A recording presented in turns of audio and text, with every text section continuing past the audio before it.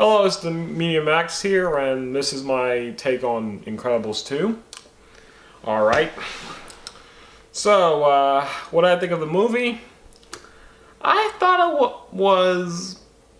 Well, before I get into that, let me just talk about my rundown on Incredibles. When I saw it as a kid, I loved it. It was one of the Pixar movies we owned, actually. We also own Finding Nemo, the Toy Story movies, A Bug's Life, and I think we own Cars 2. Well, not Cars 2, Cars, but I don't remember. I think we owned it, though. But Incredibles is one of those movies that we watched all the time. It was probably our first look at superheroes in general, and yeah, so and even today I watch it. I don't go tired of it. When it comes on TV, I watch it and can sit all the way through it and never really get bored. Always into the characters and the story, and has some really good action in it too.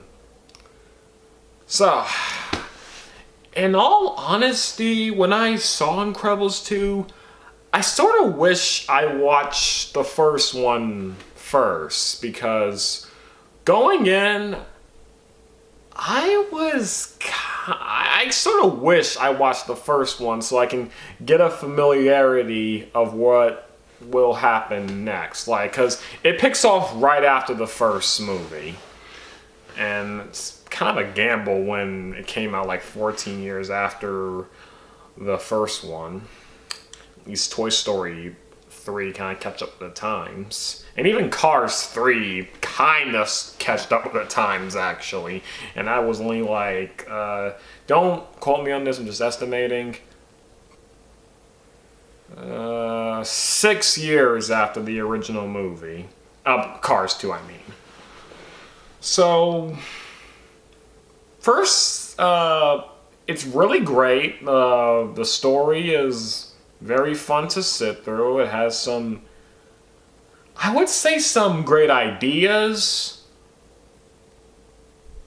but okay, this is just honest opinion.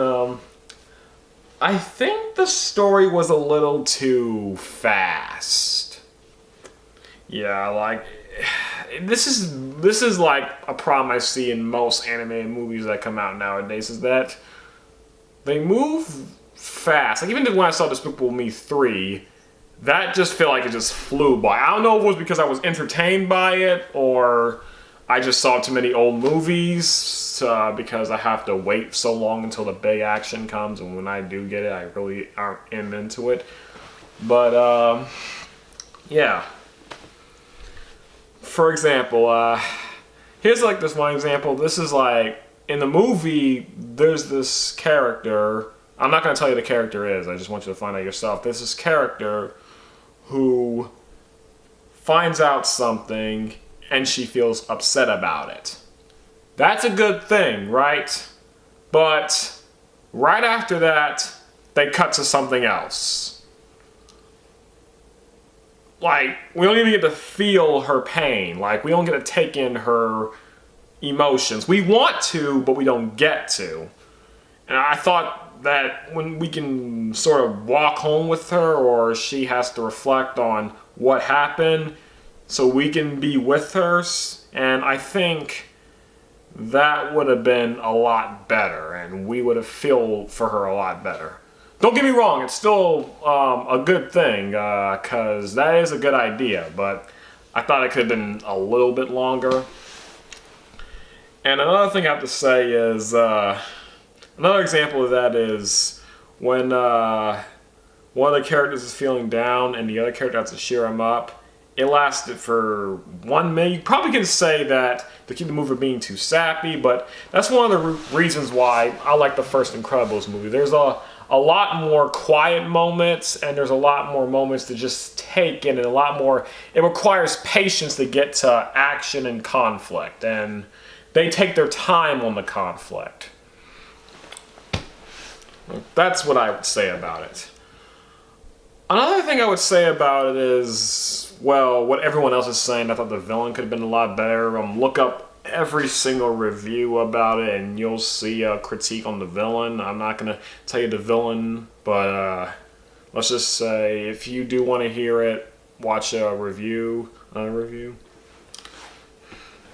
Another thing that's not really a problem, but this is just like a personal issue, is that in the movie, one of the characters feels jealous, and we feel for the character, but the problem is they just forget about it, and I think they could have really concluded that in some way.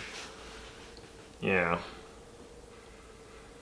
And one last thing I have to say about it, and this is even I probably have to see this again to really get it, is the action at the end of the movie, the climax.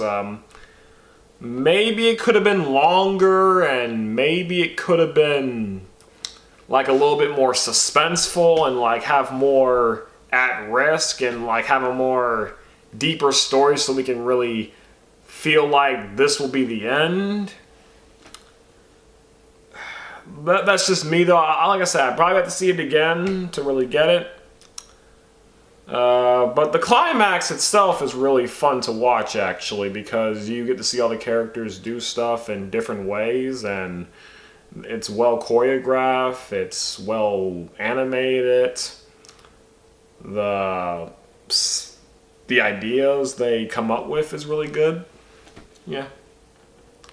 And another reason why I said you guys should watch the first Incredibles movie, because in the first one I found out that mostly the male characters were the focus, but in the sequel the female characters have most of the focus. So watch those back to back and you'll get like a completion of the characters.